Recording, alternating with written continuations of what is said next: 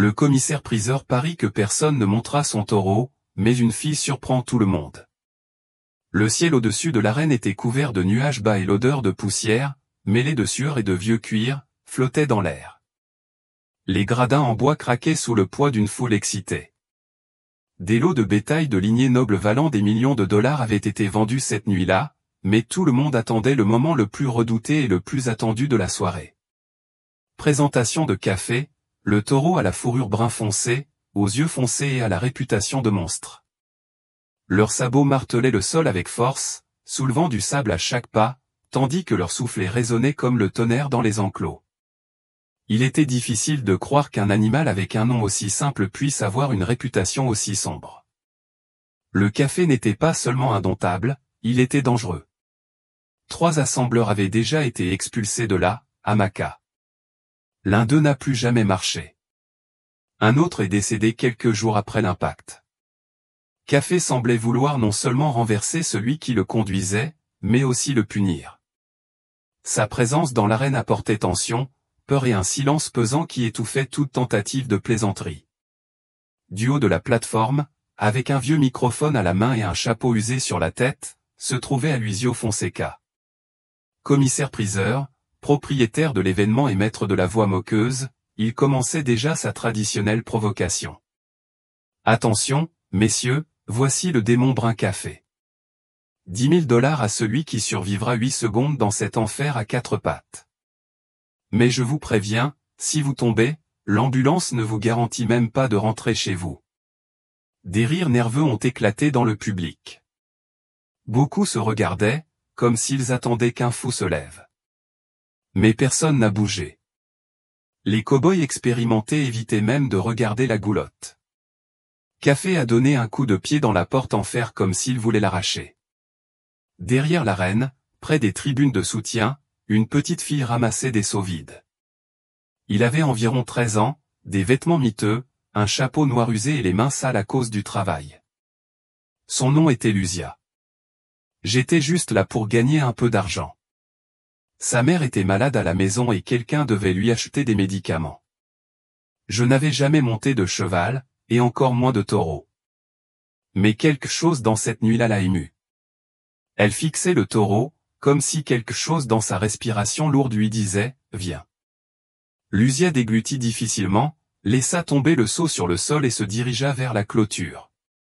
Quand Aloisio s'arrêta, elle s'approcha et, d'une voix faible mais ferme, dit « Je veux essayer ». Le silence tomba comme une pierre.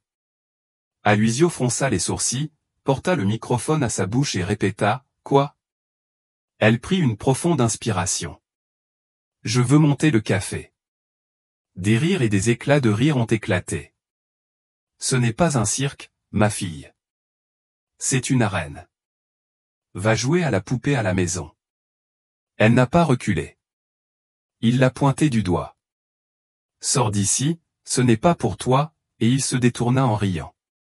Lucia fit 2 pas en arrière, comme si elle avait reçu une gifle. Le son des rires résonnait encore dans les tribunes et elle sentait son visage brûler. Pendant un instant, elle a pensé à s'enfuir, mais quelque chose l'a retenue. Ses pieds semblaient enracinés dans la terre dure. Aloisio tournait déjà son attention vers le public. Il prit le micro avec plus d'énergie, comme si la présence de la fille n'avait été qu'un bruit, un contretemps. Et comme les ventes ont été bonnes aujourd'hui, je suis généreux. On double la mise. 20 000 pour celui qui tiendra le coup 8 secondes. La foule a applaudi.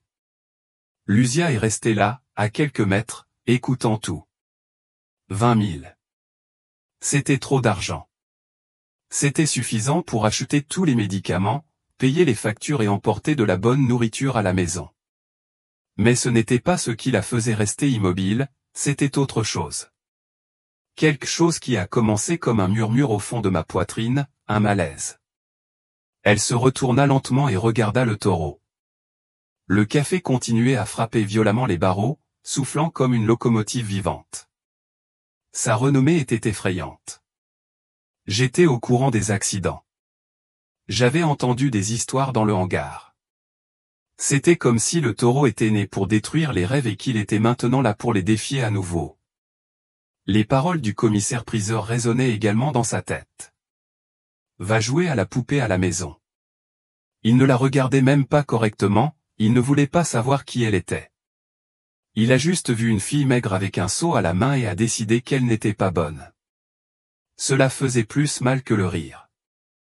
C'était comme s'il avait effacé son existence d'une seule phrase. Et puis un piéton est passé devant lui et quelque chose a clignoté avec un bruit rythmique. En regardant les pieds de l'homme, il vit qu'une paire d'éperons argentés brillait sur ses bottes. C'était un pion connu. Il avait monté des taureaux célèbres. Il était admiré, respecté. Il marchait comme si le sol lui obéissait. Et cela a réveillé quelque chose en Luzia. Les éperons tintaient doucement, mais le son pénétrait dans ses oreilles comme un cri. Elle baissa les yeux sur ses pieds, sales et sans aucune protection. Il sentit ses mains trembler et l'inconfort se transforma en pression, comme si quelque chose en lui commençait à bouillir, à pousser. Elle connaissait quelqu'un qui avait une paire d'éperons comme ceux-ci et dont personne ne se souvenait plus. Elle sentait son sang chauffer, son indignation monter, le son du rire ne la gênait plus. Elle a commencé à se demander si cette humiliation était vraiment la fin ou le début de quelque chose de bien plus grand. Et puis, sans trop réfléchir, elle s'est remise à bouger. Cette fois, il ne faut pas fuir. Luzia marchait d'un pas ferme, même si à l'intérieur elle sentait son cœur battre la chamade. La poussière s'élevait légèrement à ses pieds et les cris de la foule résonnaient encore, mais elle n'entendait plus rien. C'était comme si le son était lointain, étouffé par cette chose qui grandissait en elle. Un sentiment qu'il ne pouvait nommer, mais qui palpitait fortement entre la colère, le défi et quelque chose de plus ancien enfoui dans sa poitrine. Elle fit le tour de l'enclos et se dirigea directement vers l'endroit où se trouvait la goulotte, le compartiment en acier où Café donnait des coups de pied et reniflait comme un démon. Le responsable de l'écluse était Eduardo, un homme grand, aux mains épaisses et à la barbe fine, père d'un camarade de classe. Luzia le reconnut immédiatement et lui aussi. « Regarde, l'étoile du soir est revenue. »« Je pensais que tu étais déjà rentré chez toi pour pleurer, » dit Édouard en ajustant son chapeau. Luzia sourit maladroitement. « Pas de pleurs, j'ai juste pris une inspiration. » Eduardo émit un rire étouffé et désigna la reine du menton. « Tu sais ce que tu as dit tout à l'heure. Tu as installé le café. Tu es folle, ma fille ? Peut-être un peu. Un peu ? C'est complètement faux. » Il a ri. Elle n'a pas ri. Il a juste pointé du menton vers la porte. « Comment fonctionne la serrure ? » Eduardo la regarda étrangement. « Que veux-tu dire ? Comment ouvre-t-on la porte ? » Il se gratta la barbe et répondit avec une certaine compassion, pensant qu'elle voulait juste se sentir partie prenante après avoir été humiliée au micro. Il a tiré sur la ficelle, et la boîte s'est ouverte, aussi simple que ça. Mais, regardez, c'est le genre de chose que personne ne fait sans un signe. Ce n'est pas un jouet, non. Luzia hocha la tête et regarda rapidement Café. Le taureau était encore plus agité qu'avant, il tournait son corps, raclait le sol de ses sabots, cognait son flanc contre les barreaux. La tension dans l'air était suffocante. Personne n'osait s'en approcher. Soudain, la voix d'Aloysio résonna à nouveau dans les haut-parleurs. « Et toi, Gabriel, celui aux éperons brillants, tu vas refuser 20 000 aussi ?» Et oui, tout le monde s'est retourné. Gabriel, le cow-boy aux éperons argentés, montait son cheval à l'arrière, appuyé contre l'ombre d'un lampadaire. D'un geste rapide, sans même regarder correctement, il secoua la tête. Non. Aloysio laissa échapper un rire moqueur. Même les hommes courent maintenant. Pendant que tout le monde regardait Gabriel, Eduardo se tourna également pour suivre la scène. C'était le moment exact. Sans hésitation, Luzia fit un pas en avant, attrapa la corde et tira fort. Un clic métallique retentit et la serrure s'ouvrit. La porte de la goulotte s'ouvrit brusquement et Café en sortit comme un missile, une explosion de poussière, de sabots et de fureur. Le taureau a sauté hors de contrôle, chargeant directement au centre de l'arène, renversant l'eau dans les seaux et obligeant même les toreros les plus expérimentés à reculer. Mais qu'as-tu fait? Cria Eduardo en se retournant effrayé. C'est à ce moment-là que ses yeux et ceux de tous ceux qui l'entouraient s'écarquillèrent. Luzia a sauté par-dessus la clôture. D'un pas agile, elle entra dans l'arène et se dirigea droit vers le monstre. Luzia était déjà à l'intérieur de l'arène. Les cris du public ont éclaté comme des feux d'artifice fous, alarmés, confus, incrédules. Personne ne pouvait comprendre comment ni pourquoi cette fille avait franchi la clôture. Le café était déchaîné, tournoyant avec la fureur d'un animal blessé, les yeux exorbités de haine, les sabots fendant le sable. Elle semblait prête à tuer tout ce qui respirait autour d'elle, mais Luzia marchait d'un pas assuré. Le sable s'enfonçait sous ses fines bottes et la chaleur du sol, mêlée à la puanteur de la sueur et des animaux, formait un brouillard suffocant. Elle s'approcha du centre, s'arrêta et ajusta son chapeau, tirant sur le bord comme pour signaler le début d'un duel. L'un des juges accourut jusqu'au bord de la clôture en criant « Sortez-la de là maintenant !» Eduardo a grimpé 2 marches de la clôture, prêt à sauter, mais elle a crié « N'entre pas !» Sa voix fendit l'air comme un tonnerre sec, tendue, autoritaire, assez forte pour retenir des hommes qui avaient passé leur vie parmi les taureaux et personne n'osait bouger. Café renifla à quelques mètres de là, ses sabots grattant le sol si fort que la terre éclaboussa. Sa respiration était rapide comme un tonnerre. Il fit un demi-pas en avant, puis en arrière, puis en avant à nouveau. Je la testais, je la mettais au défi. Luzia ne scia pas. Elle gardait les yeux fixés sur lui, son corps ferme mais flexible. Et puis elle a commencé à marcher, sans courir, sans s'enfuir. Elle marchait autour du taureau, comme si elle étudiait chaque muscle, chaque regard, chaque mouvement. Le café tournait, accompagné, toujours avec une distance minimale, mais la tension était brutale. À chaque tour, il cambrait davantage son corps, faisait un mouvement pour attaquer, jetait sa tête sur le côté, menaçant. Toute la foule était paralysée. Luzia s'arrêta brusquement. Du café aussi. Elle frappa alors le sol du pied, faisant un bruit sec. Café réagit par un saut, tourna son corps, creusa le sol avec ses pattes avant, leva la tête comme s'il allait avancer. Luzia fit 2 pas en avant. Il sauta de nouveau, tournoya dans les airs, leva ses sabots, se précipita, mais s'arrêta avant de la frapper. Il semblait que quelque chose de plus grand que la force physique se passait là. C'était comme si le taureau reconnaissait quelque chose en elle que le reste du monde ignorait. Luzia tendit alors la main. Le café n'est pas venu tout de suite. Il se tenait là, haletant, de la vapeur sortant de ses narines comme de la fumée chaude. Elle s'est rapprochée. 1 pas. 2. Le silence dans l'arène était étouffant et puis sa main se posa sur son cou, fermement, sans hésitation.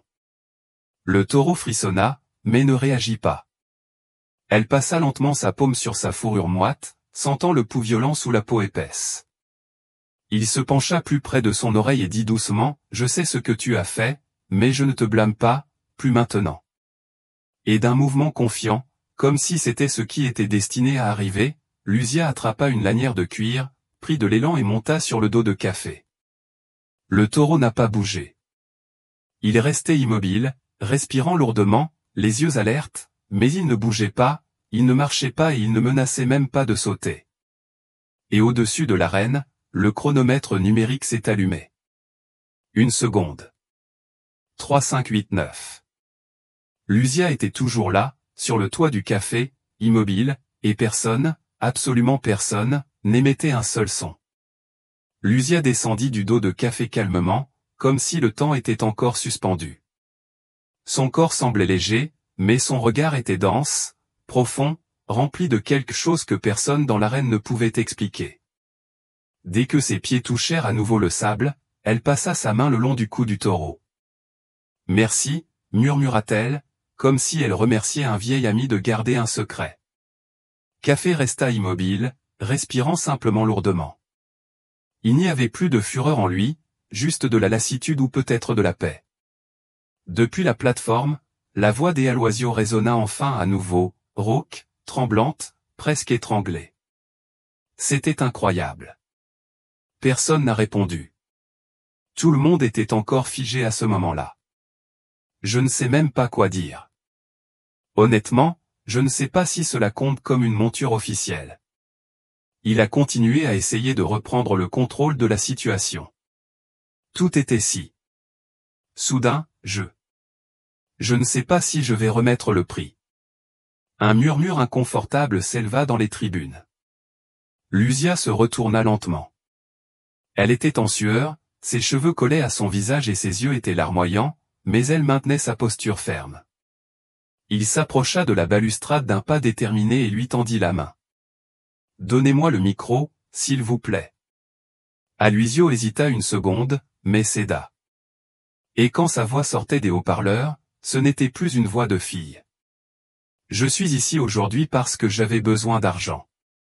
Ma mère est malade.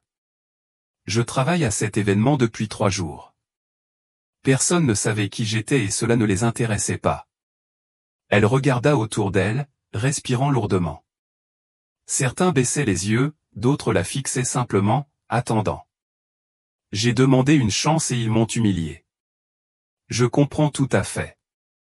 Si c'était l'inverse, peut-être que je n'y croirais pas non plus, peut-être que j'aurais ri aussi.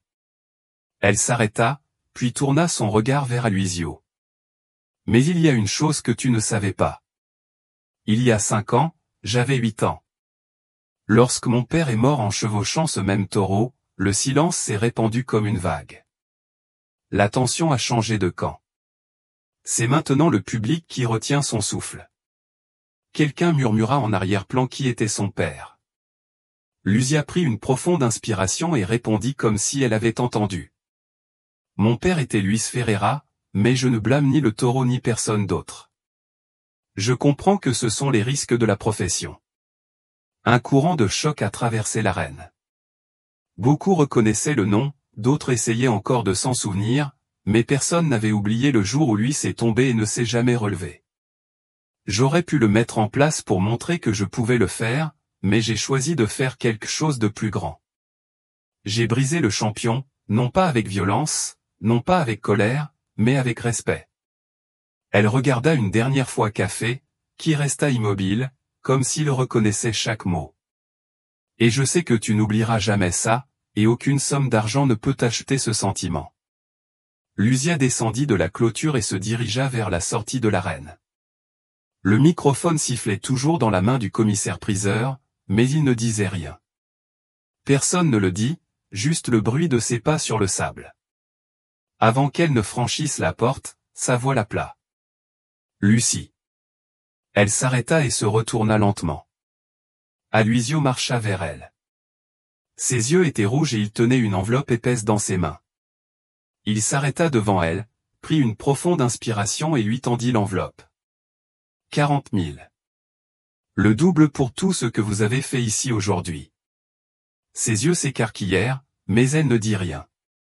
Aloysio déglutit sèchement. Et je suis désolé, tu as plus de courage que n'importe quel homme que j'ai jamais rencontré de toute ma vie. Je n'ai jamais fait autant d'erreurs avec une personne qu'avec toi.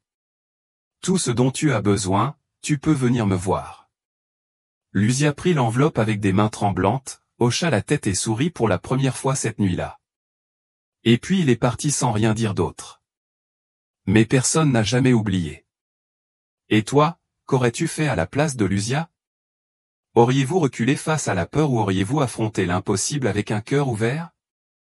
Parfois, les géants de la vie ne sont pas vaincus par la force, mais par le courage, le respect et la vérité. Si cette histoire vous a touché d'une quelconque manière, aimez la vidéo, abonnez-vous à la chaîne et partagez-la avec quelqu'un qui a également besoin de se rappeler ce que signifie avoir un vrai courage. Et maintenant, dites-moi d'où dans le monde vous entendez cette histoire. J'aimerais savoir jusqu'où ce message est parvenu. Rendez-vous dans la prochaine vidéo.